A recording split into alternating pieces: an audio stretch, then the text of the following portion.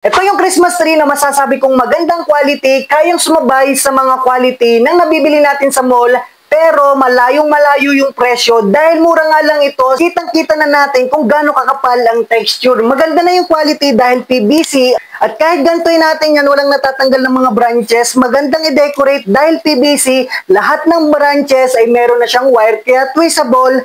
Pag meron ko diyang isasabit or kailangang iipit na ornaments, hindi ka na mahihirapan dahil bendable. Even yung mga part dito, pinagsimulan nung kanyang pinaka-stem ay maganda nga ang quality dahil meron na siyang wire. Pwede mo siyang pag itatago, ibabalik mo lang siya sa normal. Paano niyo siya tinanggal sa box? At yung pinaka-taas niya nga, meron na din siyang wire. Makikita niyo naman, punong-puno nga. Alas parehas lang ng quality ng mga nabibili ko at nire-recommend ko sa aking kliyente before.